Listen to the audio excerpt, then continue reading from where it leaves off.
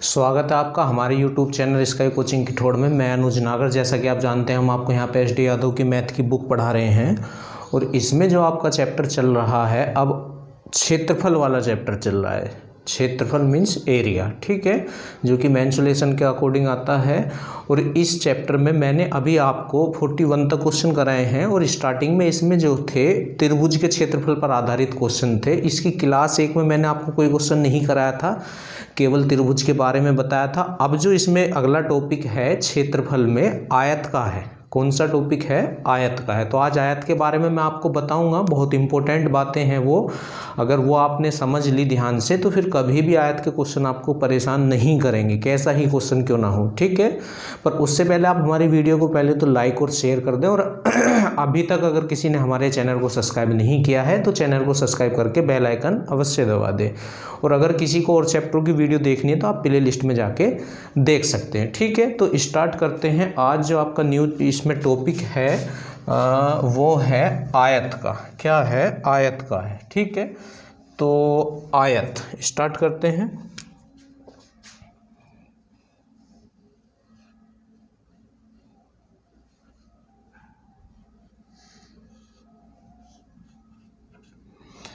अब आयत होता क्या है, सबसे पहले तो यही हमें पढ़ना होगा।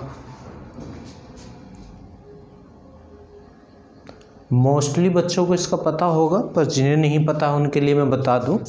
देखें,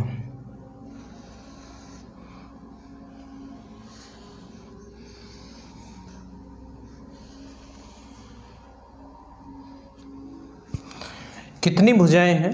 4 भुजाएं हैं, A, B, C और D। तो 4 भुजा वाली आकृति को चतुर्भुज बोलते हैं। तो वह चतुर्भुज जिसकी आमने सामने की भुजाएं बराबर हों उसे आयत बोलते हैं। वह चतुर्भुज जिसकी आमने सामने की भुजाएं बराबर हों उसे क्या बोलते हैं? चतुर्भुज बोलते हैं। जितनी लेंथ ये है इतनी ही लेंथ ये है और जितनी ये और इतनी ही ये है। तो इसे तो L से डिनोट करते हैं। जब यहाँ से यहाँ तक L है तो ये भी L होगा और इसे B से डिनोट करते हैं, ब्रॉड चौड़ाई, लेंथ मीन्स लंबाई, ठीक है। तो ये तो आयत हो गया। अब आयत में सबसे पहले क्या होता है? आयत का क्षेत्रफल। तो आयत का जो क्षेत्रफल होता है, आयत का क्षेत्रफल बराबर होता है लंबाई गुणा चौड़ाई। लंबाई गुणा चौड़ाई, ये क्या होता है? आयत का क्षेत्रफल होता है। सभी बच्चों को पता होगा मोस्टली, है ना, क्योंकि ये बहुत स्टार्टिंग से ये स्टार्ट हो जाता है मैथ में जब हम क्लास वाली पढ़ाई करते हैं। तो आयत का क्षेत्रफल बराबर लंबाई गुणा चौड़ाई होता है। अब उससे आगे चलते हैं, आयत का परिमाप। परिमाप आप लोगों को पता ही है क्या होता है? चारों ओर की माप को परिमाप बोलते हैं, है ना। तो आयत का जब हम परिमाप निकालेंगे, आयत का परिमाप, तो ये क्या हो जाएगा? यहाँ लिख देता हूँ। देखो, अगर यहीं से स्टार्ट करते हैं यहाँ से, तो L हो गया यहाँ से यहाँ तक, ये लीजिए। फिर ये क्या हो गया? यहाँ से यहाँ तक B। फिर यहाँ से यहाँ तक क्या हो गया? L, क्योंकि यहाँ से यहाँ तक की लेंथ L ही है ना, ये लीजिए, प्लस L और प्लस। और फिर जब यहाँ से यहाँ जाएंगे तो ये क्या हो जाएगा? आपका B हो जाएगा। क्या हो जाएगा? B। तो ये कितना हो चुका है? 2L प्लस के 2B, 2L प्लस के 2B। और अब यहाँ से 2 कॉमन ले लेंगे, ये 2L प्लस के 2B हो चुका है। जब यहाँ से 2 कॉमन लेंगे तो ये क्या होगा? L plus B। तो ये हमारा फॉर्मूला बन जाता है परिमाप का, 2L प्लस के B, 2L प्लस के B। ये हमारे परिमाप का फॉर्मूला बन जाता है, ठीक है। इससे आगे बढ़ते हैं। इससे आगे क्या है? अब देखो, जैसे ये आयत होता है तो आयत में ये चारों जो एंगल होते हैं 90 डिग्री के होते हैं। ये भी 90 डिग्री का होता है, ये भी आपको पता होना चाहिए। ये भी 90 डिग्री का होता है, ये भी आपको पता होना चाहिए। ये भी 90 डिग्री का होता है और ये भी 90 डिग्री का होता है, ठीक है। तो एक तो आयत का क्षेत्रफल हो चुका लंबाई गुणा चौड़ाई और आयत का परिमाप हो चुका 2 गुना लंबाई प्लस चौड़ाई। ये सब मैंने आपको समझाया, आपको याद ये रखना है, ठीक है। 2 गुना लंबाई प्लस चौड़ाई। अब इसका विकर्ण भी आता है। क्या आता है? विकर्ण। अब चाहो तो ये वाला विकर्ण देख लो, चाहो तो ये देख लो। देखो, विकर्ण ऐसे होगा, विकर्ण। तो देखो, विकर्ण मैं आपको बताता हूँ कैसे निकालेंगे। ये एक त्रिभुज बना हुआ है, देखो BCD डी ये वाला एक त्रिभुज। अब इस त्रिभुज में ये 90 डिग्री का एंगल है, तो इसके सामने की भुजा को तो कर्ण बोलते हैं ना, क्या बोलते हैं, कर्ण। ये आपका लंब हो गया है, ये आपका आधार हो गया, तो पाइथागोरस लगा दो। तो कर्ण क्या है, बी डी, जो कि विकर्ण है। तो बी डी का स्क्वायर बराबर लंब का स्क्वायर प्लस आधार, या आधार का स्क्वायर प्लस लंब का स्क्वायर। तो इस पे से जब स्क्वायर हटाओगे तो सामने वाले पे रूट पहुंच जाएगा। तो बी डी बराबर, जो कि विकर्ण है, under root L square plus B square. तो ये हो गया आयत का विकर्ण, आयत का विकर्ण। तो विकर्ण जो अगर आपको निकालना हो तो ये होता है अंडर रूट के अंदर L square plus B square. ठीक है, तो ये तो तीन तो हो गए इसके सिंपल से फॉर्मूले, तीन इसके फॉर्मूले मैंने आपको बता दिए हैं। विकर्ण बराबर होता है अंडर रूट के अंदर L square plus B square, L इसकी लेंथ और बी इसकी ब्रॉड मीन्स चौड़ाई होती है। ठीक है, अब इसकी 4, 5 या 6, 7 प्रॉपर्टी हैं, वो आपको पढ़नी होंगी। ठीक है, तो उनके बारे में मैं आपको बताने जा रहा हूँ, ध्यान से आप देखें। तो करते हैं स्टार्ट। इसकी सबसे पहली प्रॉपर्टी क्या है, देखो ये आयत है ए बी सी डी, और ये इसके दो विकर्ण हैं, ए सी और बी डी इसके दो विकर्ण हैं। ठीक है, जहाँ ये काट रहे हैं ये इसका मध्य बिंदु है, ये इसका क्या है, मध्य बिंदु है। तो प्रॉपर्टी क्या है कि आयत के विकर्ण जो हैं एक दूसरे को समद्विभाजित करते हैं, एक दूसरे को क्या करते हैं, समद्विभाजित। सम माने होता है समान, भाजित माने होता है बांटना, द्वि माने दो। ये एक दूसरे को दो बराबर भागों में बांटते हैं। कहने का मतलब ये हुआ कि यहाँ से ए से ओ तक की दूरी, ये वाली दूरी बराबर ये दूरी होगी ओ सी तक की दूरी, और ये ओ डी ये कहाँ तक की होगी, ओ बी की दूरी। तो यहाँ से यहाँ तक की जो दूरी है ये किसके बराबर होगी, इसके बराबर होगी। और यहाँ से यहाँ तक की जो दूरी है ये किसके बराबर होगी, इसके बराबर होगी। तो हम लिख सकते हैं ए ओ बराबर ओ सी, ठीक है, और बी ओ बराबर ओ डी। ठीक है, तो एक तो ये आपको पता होना चाहिए, ये बहुत इंपॉर्टेंट है। ये क्या है, बहुत ही ज़्यादा इम्पोर्टेंट है। आप चाहो तो इन शब्दों में लिख सकते हैं कि आयत के विकर्ण एक दूसरे को क्या करते हैं, समद्विभाजित करते हैं। ठीक है, अब इससे अगली जो प्रॉपर्टी क्या है, जिसे आयत है ये, एक विकर्ण ले लेता हूँ मैं इसका, एक विकर्ण, प्रॉपर्टी नंबर 2। ठीक है, ये हमारा एक विकर्ण है ये। तो ये जो आयत का जो विकर्ण होता है ना, ये आयत के क्षेत्रफल को दो बराबर भागों में विभाजित करता है, दो बराबर भागों में विभाजित करता है। क्योंकि यहाँ जो ये त्रिभुज बन रहे हैं, दो त्रिभुज बने हैं आपके, कितने त्रिभुज बन रहे हैं, दो त्रिभुज बने हैं। तो कहने का मतलब ये हो जाएगा,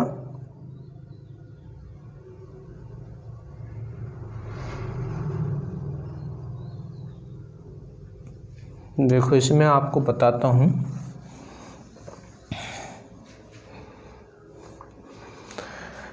ये जो आपका आयत है ए बी सी डी, ये किसके बराबर है, त्रिभुज ए बी सी का क्षेत्रफल। मतलब आयत जो है ए बी सी डी का क्षेत्रफल बराबर त्रिभुज ए बी सी, ये वाला त्रिभुज ए बी सी प्लस त्रिभुज, यहाँ से ले सकते हैं आप चाहो तो यहाँ से ले लें, ये वाला ए सी बी तो आप ले ही चुके हैं, ए डी सी ले सकते हैं, त्रिभुज ए डी सी का क्षेत्रफल, ए डी सी का त्रिभुज, इन दोनों का क्षेत्रफल का जो योग होगा, का क्षेत्रफल वो इस आयत के क्षेत्रफल के बराबर होगा। पर प्रॉपर्टी ये नहीं थी, प्रॉपर्टी ये थी कि आयत का जो विकर्ण होता है, आयत का जो विकर्ण होता है वो आयत के क्षेत्रफल को दो बराबर भागों में विभाजित करता। कहने का मतलब ये हो जाएगा, विकर्ण ए सी बराबर A B C D upon 2, है ना, ABCD अपॉन 2 हो जाएगा ये, ठीक है। ABCD का तो क्षेत्रफल आपका होगा ही, तो विकर्ण मतलब ABCD का क्या होगा, क्षेत्रफल होगा, का क्षेत्रफल होगा, ठीक है। तो इसे आपको ध्यान रखना है। इससे आगे चलते हैं, प्रॉपर्टी नंबर 3 पे आ जाए। प्रॉपर्टी नंबर 3 क्या है उसे देखते हैं।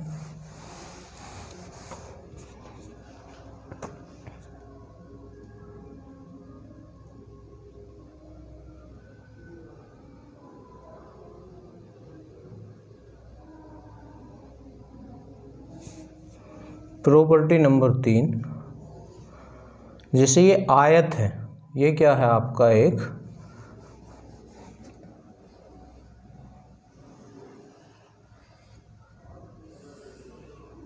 आयत है, ABC और D।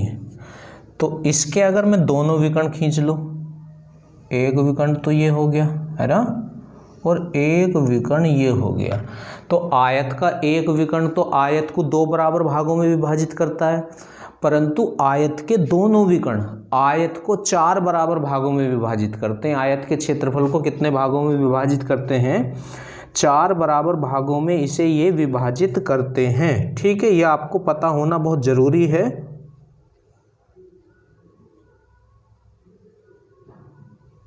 कहने का मतलब ये हो जाएगा, अगर आप ये लिखना चाहें, ये मध्य बिंदु दे, चलो इसे तो छोड़ें, विकर्ण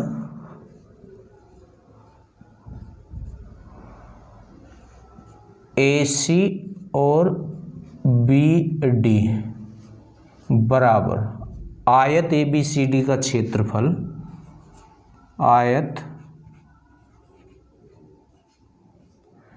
ABCD का क्षेत्रफल अपॉन 4 हो जाएगा। अपॉन में क्या हो जाएगा, 4। बहुत ध्यान से देख लें इन चीज़ों को। आयत के दोनों विकर्ण जो हैं आयत को 4 बराबर भागों में विभाजित करते हैं, ठीक है। ये आपको पता होना चाहिए, ठीक। अब इससे आगे चलते हैं। देखो ये इसका यहाँ मध्य बिंदु है, ये इसका क्या है यहाँ पे मध्य बिंदु है, जिसे हम O मानते हैं। अब अगली प्रॉपर्टी बहुत ज़्यादा इंपॉर्टेंट है, ध्यान से सुने और देखें। देखो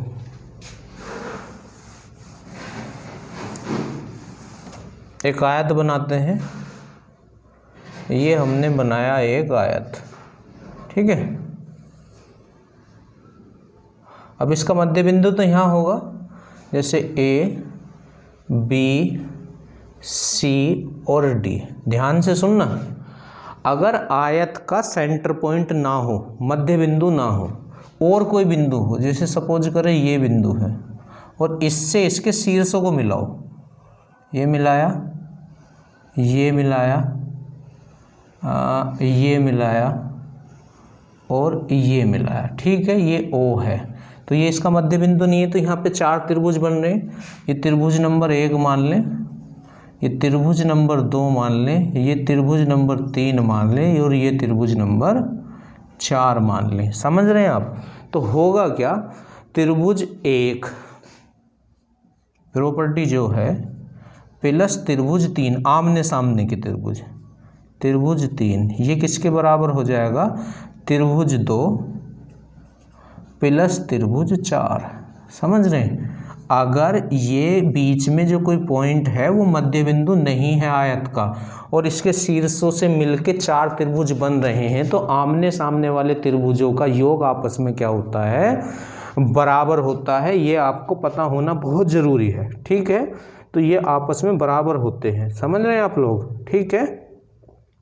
और इनका भी क्या होगा, क्षेत्रफल होगा। अब तुम नाम इनके दे ही रखे हैं हमने, लिखना चाहें तो त्रिभुज एक तो ये हो जाएगा AOB, त्रिभुज AOB प्लस त्रिभुज 3 लिया जाएगा, COD ले लें या DOC ले लें, COD का क्षेत्रफल बराबर, का क्षेत्रफल बराबर, अब त्रिभुज ये आएगा 2 AOD, त्रिभुज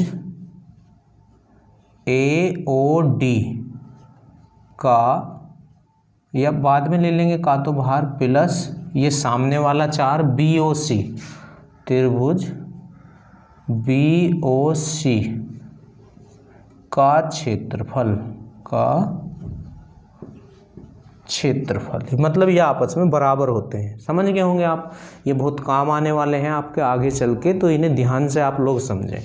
इससे आगे चलते हैं अगली प्रॉपर्टी पे कि आगे की प्रॉपर्टी क्या है। आगे वाली जो प्रॉपर्टी है आपकी, जैसे यही है, आयत है एक,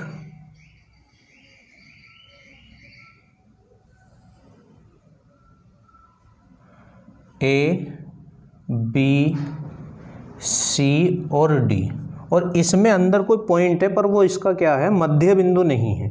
वो इसका क्या है, मध्य बिंदु नहीं है। कहीं पे भी एक पॉइंट मान लें आप, इसमें कोई एक पॉइंट माने जो इनका मध्य बिंदु ना हो। जैसे सपोज करें यहाँ पे आपने एक पॉइंट माना ये, ठीक है, तो इसके शीर्षों से मिलाएं ऐसे, इस तरह, इसे O मान लें, इसे क्या मान लें, O मान लें। तो पता है क्या होगा अब इसमें, AO का स्क्वायर बराबर AO का स्क्वायर प्लस OD का स्क्वायर बराबर BO का स्क्वायर प्लस OC का स्क्वायर या CO का स्क्वायर, कुछ भी आप लोग लिख सकते हैं। तो ये होता है एक, तो ये आपको पता होना चाहिए। देखें ध्यान से, अगर ये कंडीशन है कि ये जो एक दूसरे को डिवाइड कर रहे हैं विकर्ण, वो मध्य बिंदु नहीं है आयत का, तो फिर ये कंडीशन होती है, ये वाली प्रॉपर्टी इसकी होती है, ठीक है। इससे आगे चलें, सपोज करें ये आपका मध्य बीच में जो पॉइंट है, अगर ये पॉइंट कहीं बाहर हो आयत से, सब कुछ आपको पता होना चाहिए, अगर आयत से बाहर हो, ठीक है।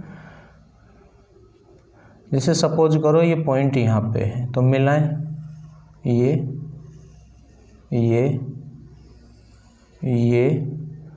और ये, ठीक है, ये O है, ठीक। तो अब क्या होगा बताएं, तो अब भी यही प्रॉपर्टी होगी। देखो AO का स्क्वायर प्लस OD का स्क्वायर बराबर BO का स्क्वायर प्लस OC का स्क्वायर या CO का स्क्वायर, ठीक है। फिर भी यही होगा, ध्यान से समझ लें, ये चीज़ें बहुत इम्पोर्टेंट हैं, बार बार नहीं पढ़ाई जाती, ना पढ़ी जाती हैं ये चीज़ें, तो ध्यान से देखें आप। इसकी आगे की प्रॉपर्टी पे आ जाएं। नेक्स्ट प्रॉपर्टी क्या है इसकी,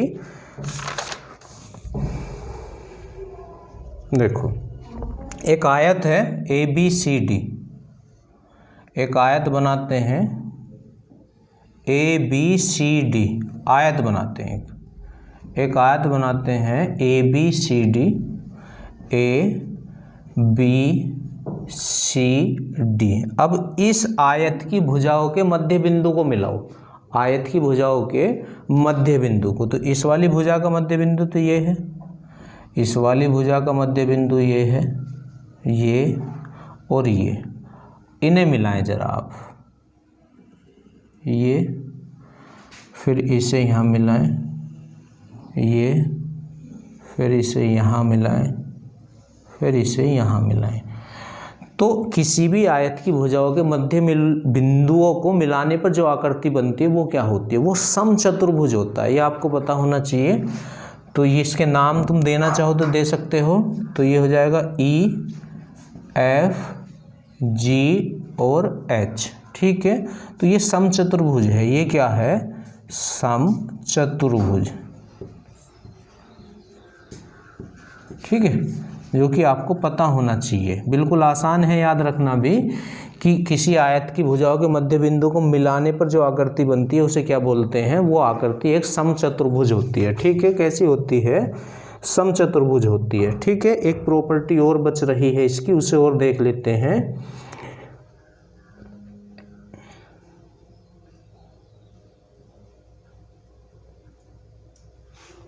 देखो आगे बनाना होगा, एक आयत बनाते हैं,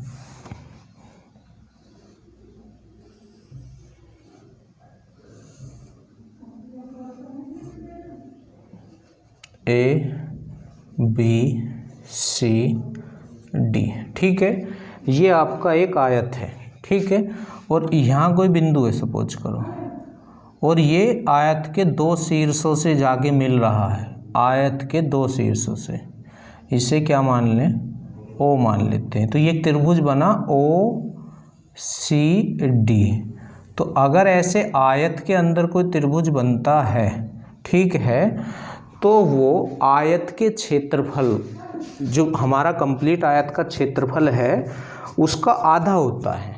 उसका क्या होता है, आधा होता है। मतलब ये जो त्रिभुज है ना, त्रिभुज OCD का क्षेत्रफल बराबर क्या होगा, आयत ABCD के क्षेत्रफल का आधा होगा। आयत ABCD का क्षेत्रफल और इसका आधा होगा, इस आयत के क्षेत्रफल का आधा होता है। अगर ऐसे आयत के अंदर कोई त्रिभुज बना हुआ है, अगर दो त्रिभुज बने हुए होंगे तो चौथा ही हो जाएगा, है ना। 3 तो 6 गुना और 4 तो 8 गुना, ठीक है। जैसे 42 क्वेश्चन है आपका बुक में, आप देखना, वो 4 बराबर त्रिभुज बन रहे हैं तो उसका आंसर 1/8 हो जाएगा। क्योंकि अगर आयत के अंदर एक त्रिभुज बनता है तो ये आयत के क्षेत्रफल का आधा होता है। दो त्रिभुज बनते हैं तो 1/4 हो जाएगा। एक बनता तो 1/2, 2 बनते तो 1/4, और 3 बनते तो 1/6, और 4 बनेंगे तो 1/8 हो जाएगा वो, ठीक है। तो ये प्रॉपर्टी तो इसकी कंप्लीट हो चुकी है। आज वीडियो थोड़ा शॉर्ट है क्योंकि इसकी नेक्स्ट क्वेश्चन मैं आपको अगली वीडियो में कराऊंगा, और नेक्स्ट वीडियो जाएगी वो आपको पूरी वीडियो मिलेगी। तो इन्हें आप पहले समझें, फिर उससे बाद में क्वेश्चन कराएंगे, ठीक है।